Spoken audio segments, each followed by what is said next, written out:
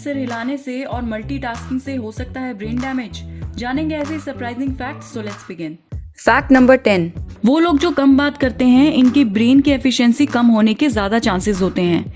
Intellectual conversation, जिसमें knowledge का exchange होता है, इससे हमारी ब्रेन की एक्सरसाइज होती है, जैसे जिम से हमारी मसल्स की।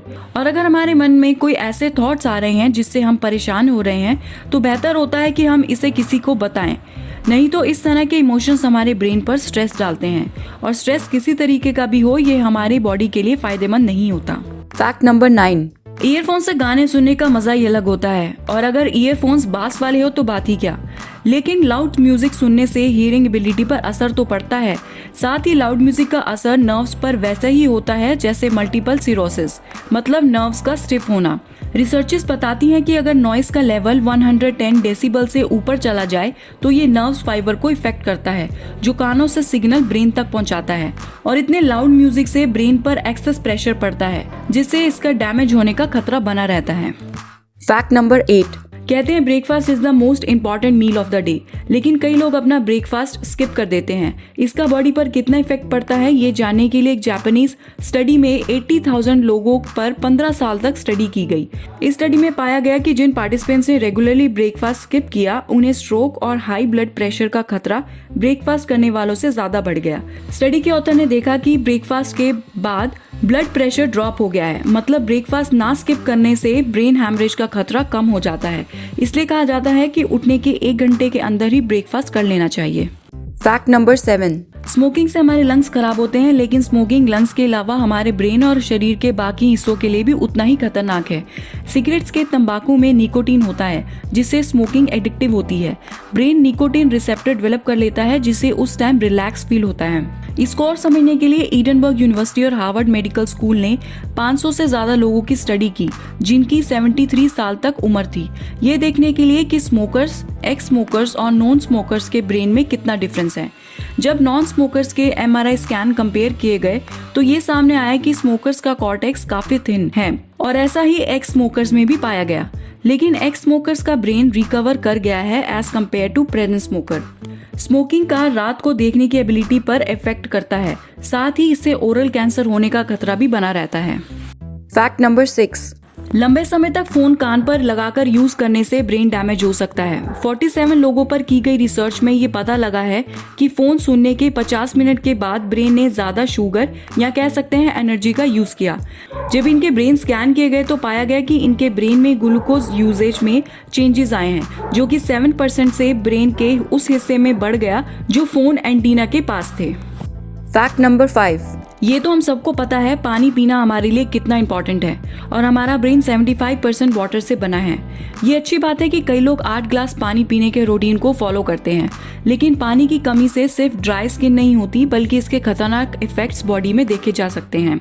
शरीर की पानी की कमी से यूरिनरी ट्रैक्ट इन्फेक्शन, कॉन्स्टिपेशन के अलावा अमेरिकन हार्ट एसोसिएशन के अकॉर्डिंग डिहाइड्रेशन की वजह से BP ड्रॉप हो जाता है, जिससे चक्कर आने लग जाते हैं।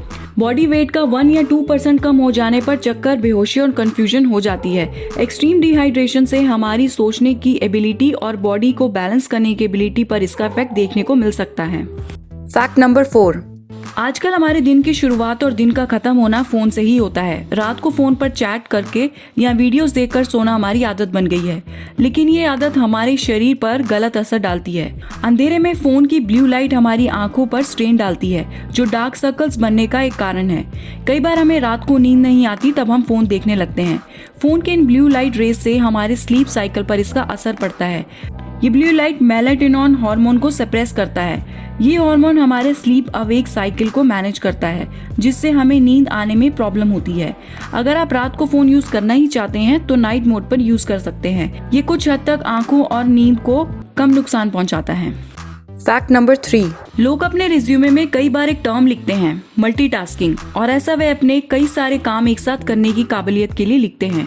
लेकिन स्टडीज बताती हैं कि जब हम एक समय पर एक से ज्यादा काम करते हैं, हमारा ब्रेन एक टास्क से दूसरे टास्क पर स्विच करता है, जिससे ज्यादा गलतियां होने के चांसेस होते हैं, क्योंकि काम करने के लिए उस काम को पूरी तरह अटेंशन नहीं मिलती। और बार बार ऐसे स्विच करने से ब्रेन की ज्यादा एनर्जी कंज्यूम होती है, जिसे कम टाइम में थका हुआ फील करते हैं। कुछ लोग मानते हैं कि औरतें आदमियों से बेहतर मल्टीटास्कर होती हैं, लेकिन इस स्टेटमेंट को सपोर्ट करने के लिए कुछ स्टडीज शो करती हैं कि ये फर्क बहुत कम है। कुछ एक्सपेरिमेंट्स में जब पार्टिसिपेंट से वही काम बार बार करवाया तो उनकी मल्टीटास्किंग की एफिशिएंसी 55% 90% तक बढ़ गई। 2010 की साइंटिफिक स्टडी में पाया गया कि आबादी के स्मॉल परसेंट के लोग ऐसे हैं जो मल्टीटास्क करने में दूसरों के मुकाबले में एफिशिएंट हैं और इन्हें सुपर टास्कर कहते हैं, जैसे लियोनार्डो डा विंची जो एक समय पर एक हाथ से लिख सकते थे और दूसरे हाथ से ड्रॉ। Fact number 2. म्यूजिक सुनते वक्त हमारा सर अपने आप नोट करने लग जाता है, लेकिन ये आदत भी आपके ब्रेन के लिए खतरनाक हो सकती है।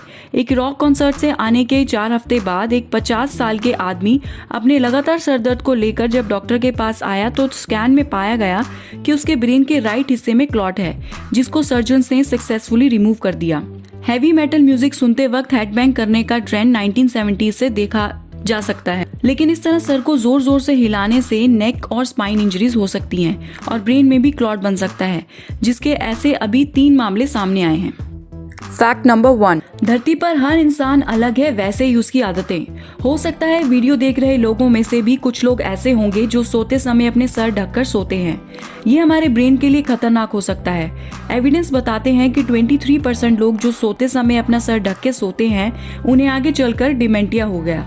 डिमेंटिया में याददाश्त कमजोर हो जाती है और रोजमर्रा का काम करने में प्रॉब्लम होती है, क्योंकि इस तरह सर को ढककर सोते समय कार्बन डाइऑक्साइड का कॉन्सेंट्रेशन ज्यादा बढ़ जाता है और अगर किसी को अस्थमा या दिल से रिलेटेड बीमारी है तो इसमें सफोकेशन यानी दम घुटने का रिस्क भी रहता है। तो ये थे कुछ सरप्राइजिंग हैबिट्स जो हमारे ब्रेन को डैमेज करती हैं। अगर आपने वीडियो को एंजॉय किया हो तो एक लाइक तो बनता है।